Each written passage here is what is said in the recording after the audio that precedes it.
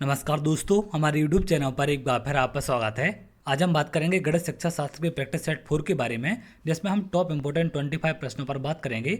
इसके पहले मैं आपको 3 प्रैक्टिस सेट सॉल्व करा चुका हूं, तो उनको जाकर आप देख सकते हैं। वीडियो के डिस्क्रिप्शन में आपको एमपीटेट वर्ग 3 मैथ पेडागोजी के नाम से लिंक मिल जाएगा। इसके साथ साथ पर्यावरण अध्ययन के 9 प्रैक्टिस सेट मैंने आपको सॉल्व करा दिए हैं। तो एमपीटेट वर्ग 3 पर्यावरण अध्ययन के नाम से एक प्लेलिस्ट आपको लिंक में मिल जाएगी, उस पर जाकर इन्हें आप देख सकते हैं। इसके साथ साथ आप टेलीग्राम और व्हाट्सएप चैनल भी ज्वाइन कर सकते हैं, जिससे सारी अपडेट आपको मिल सके। दोनों का लिंक मैंने डिस्क्रिप्शन में लगा दिया है। तो चलिए एक एक करके इन 25 प्रश्नों के बारे में हम बात करते हैं। मेरे साथ साथ आप भी प्रश्नों को लगाएंगे। 25 में से कितने क्वेश्चन आपके सही होते हैं कमेंट में आप जरूर बताएं।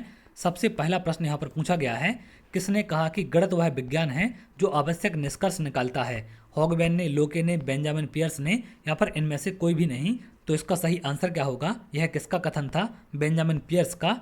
अगले प्रश्न पर आते हैं। अगला प्रश्न यहाँ पर पूछा गया है, गणित के अध्ययन से एक बच्चे में निम्न में से किस योग्यता का विकास होता है? आत्मविश्वास का, तार्किक सोच का, विश्लेषणात्मक सोच का, उपर्युक्त सभी का? तो इसका आंसर होगा उपर्युक्त सभी का। अगले प्रश्न पर आते हैं।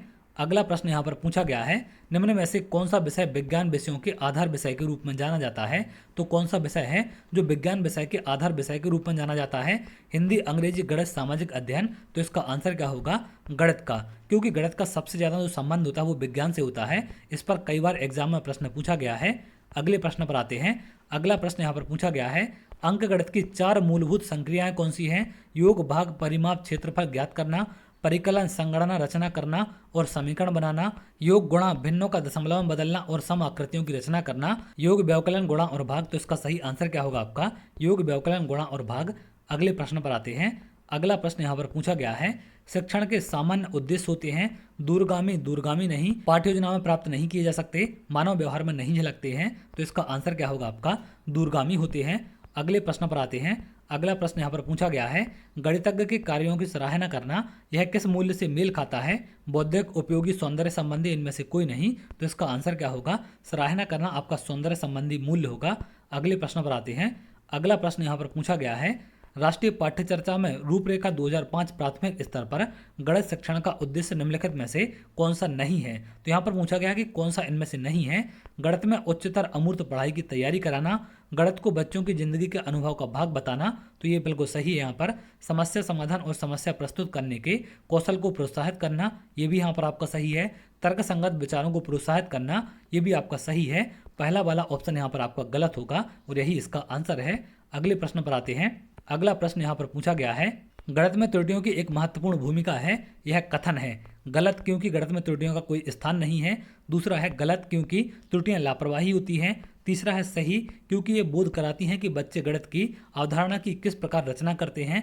चौथा है सही क्योंकि ये विद्यार्थियों को उनके प्राप्तांकों के बारे में फीडबैक देती है। तो इसका सही आंसर आपका क्या होगा? सी वाला, गणित में त्रुटियों का एक महत्वपूर्ण भूमिका है, यह कथन है सही क्योंकि ये बोध कराती हैं कि बच्चों में गणित की अवधारणा की किस प्रकार से रचना करते हैं। अगले प्रश्न पर आते हैं।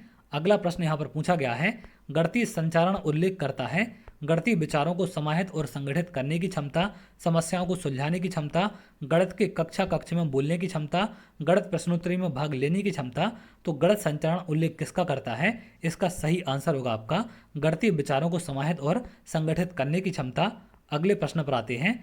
अगला प्रश्न यहाँ पर पूछा गया है, क्रियात्मक पक्ष के शिक्षण उद्देश्यों का श्रेय किसे जाता है? तो क्रियात्मक पक्ष के जो आपके शिक्षण उद्देश्य हैं इनका श्रेय किसे जाता है? मसीहा, क्रेथवाल, सिम्पसन या फिर ब्लूम को? तो इसका सही आंसर क्या होगा? सिम्पसन को। अगले प्रश्न पर आते हैं।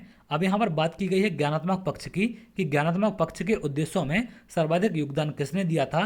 क्रेथवाल, स्किनर, सिम्पसन या फिर ब्लूम ने? तो इसका सही आंसर आपका क्या होगा? इसमें सबसे ज़्यादा योगदान किसने दिया था? ब्लूम ने। यहाँ पर ज्ञानात्मक पक्ष की बात की गई है। अगले प्रश्न पर आते हैं। अगला प्रश्न यहाँ पर पूछा गया है, निम्न में से कौन सी संख्या की समझ का महत्वपूर्ण पहलू नहीं है? तो संख्या की समझ का महत्वपूर्ण पहलू इनमें से कौन सा नहीं है? पंक्तिबद्धता, गणना, अंक लिखना, संरक्षण? तो इसका सही आंसर क्या होगा आपका? संरक्षण इसकी समझ का महत्वपूर्ण पहलू आपका नहीं है। अगला प्रश्न यहाँ पर पूछा गया है, निम्नलिखित कथन में से कौन सा सही है? 3 विषम संख्याओं का गुणनफल एक सम संख्या होता है। तो पहले वाले ऑप्शन को हम चेक करते हैं। जैसे 3 विषम संख्याएं अगर हम ले लें, एक विषम संख्या आपकी 3 है, एक 5 है या आपकी 7 है, इनका अगर हम गुणा करेंगे तो हमें कितना मिलेगा? लास्ट का इकाई अंक आप देख सकते हैं 3 गुणित 5 15 होगा, 5 गुणित 7 35, लास्ट में 5 आएगा। तो एक सम संख्या हो सकता है अगर लास्ट में 5 है, बिल्कुल नहीं हो सकता। तो ये वाला कथन यहाँ पर आपका सही नहीं है। एक सम संख्या और एक विषम संख्या का अंतर एक सम संख्या होता है। तो एक सम संख्या और एक विषम संख्या के अंतर की बात की गई है कि इनका अंतर सम संख्या होता है। तो पहले हम एक सम संख्या ले लें, जैसे 6 है। एक विषम संख्या अगर हम 5 ले लें तो इसका अंतर क्या मिलेगा, 1 मिलेगा, जो कि एक विषम संख्या है, लेकिन यहाँ पर बोला गया एक सम संख्या होता है। तो सेकंड वाला ऑप्शन भी आपका गलत है। दो विषम संख्याओं और एक सम संख्या का योग एक सम संख्या होता है। तो दो विषम संख्या अगर हम ले लें, जैसे 1 3 है और एक सम संख्या ले लें 2 है, तो 3 और 1 4 और 2 6 हो जाएगा। तो बिल्कुल यहाँ पर ये वाला ऑप्शन आपका सही है, क्योंकि यहाँ पर इसका योग सम संख्या होता है। 3 विषम संख्याओं का योग एक सम संख्या होता है। तो 1 3 5 को अगर आप जोड़ के देखें तो ये कितना आएगा, आपका 9 आएगा, जो कि एक विषम संख्या है, लेकिन यहाँ पर बोला गया सम संख्या होता है। तो डी वाला ऑप्शन भी आपका गलत होगा, सी वाला आंसर आपका सही है। अगले प्रश्न पर आते हैं। अगला प्रश्न यहाँ पर पूछा गया है, प्राथमिक अवस्था में गणित में रचनात्मक मूल्यांकन में अंतर्निहित है अधिगम में असंगति को और शिक्षण में कमियों को पहचानना, सामान्य त्रुटियों को पहचानना, क्रिया प्रणाली के ज्ञान और विश्लेषणात्मक प्रतिभाओं की परीक्षा, विद्यार्थियों के ग्रेड और रैंक की स्थिति। तो प्राथमिक अवस्था में गणित में संरचनात्मक मूल्यांकन में क्या अंतर्निहित इनमें से होता है, इसका सही आंसर आपका क्या होगा, पहला वाला, अधिगम में असंगति को और शिक्षण में कमियों को पहचानना। अगले प्रश्न पर आते हैं। अगला प्रश्न यहाँ पर पूछा गया है, आप वृत्त की परिधि ज्ञात करने के लिए किस शिक्षण विधि का प्रयोग में लाएंगे, विश्लेषणात्मक विधि, इकाई विधि, क्रिया विधि या निगमन विधि। तो इसका सही आंसर क्या होगा, निगमन विधि का इसमें उपयोग किया जाएगा। अगले प्रश्न पर आते हैं। अगला प्रश्न यहाँ पर पूछा गया है, परिवीक्षित स्वाध्याय विधि का गुण है व्यक्तिगत क्रिया विधि का गुण, पिछड़े बालकों को शिक्षा उपयुक्त ढंग से देना, छात्रों की पाठ्य वस्तु की गहनता से विकास करना, उपयुक्त सभी। तो इसका आंसर क्या होगा, उपयुक्त सभी इसके गुण होते हैं। अगले प्रश्न पर आते हैं। अगला प्रश्न यहाँ पर पूछा गया है, रेखा गणित का संबंध है संख्याओं से, प्रसार और विस्तार से, अंकों से, प्रतीक चिन्हों से। तो इसका सही आंसर क्या होगा, प्रसार और विस्तार से रेखा गणित का संबंध होता है। अगले प्रश्न पर आते हैं। अगला प्रश्न यहाँ पर पूछा गया है, गणित में प्रश्नों का हल करते समय आंकड़े की शुद्धता बनाए रखने के लिए हल को लिखा जाता है किसी भी तरीके से, विशेष विधि के अनुसार विभिन्न चरणों में, ज्ञात तरीके से, उपर्युक्त में से कोई नहीं। तो इसका सही आंसर क्या होगा, इसे ज्ञात तरीके से लिखा जाता है। अगले प्रश्न पर आते हैं।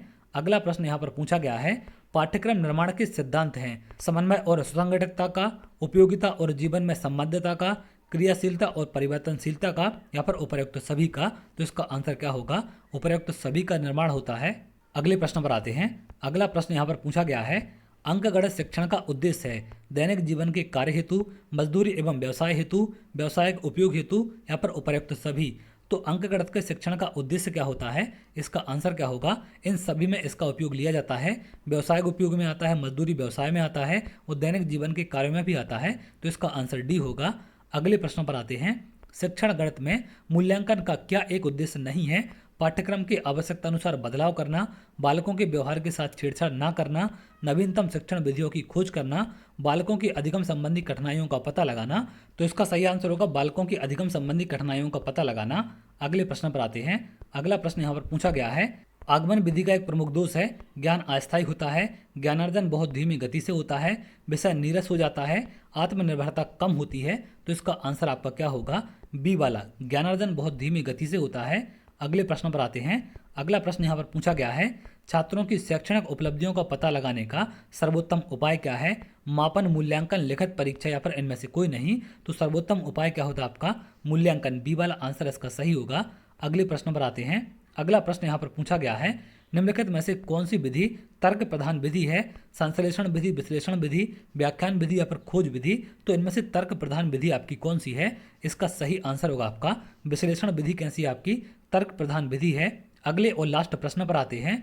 वह विधि जो देखो सुनो समझो सिद्धांत पर आधारित है कौन सी है, प्रदर्शन विधि, प्रयोगशाला विधि, विश्लेषणात्मक विधि, या फिर संश्लेषणात्मक विधि। तो इसका सही आंसर क्या होगा आपका, प्रदर्शन विधि।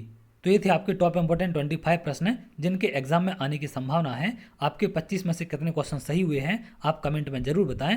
अगर ऐसे ही प्रश्नों की और आप प्रैक्टिस करना चाहते हैं तो आप लोग संदीपनी एकेडमी हटा एप्लीकेशन डाउनलोड कर सकते हैं। वहाँ पर मैंने एमपीटेट वर्ग 3 की टेस्ट सीरीज लॉन्च कर दी है, जिसमें अभी आपके 18 टेस्ट डल चुके हैं।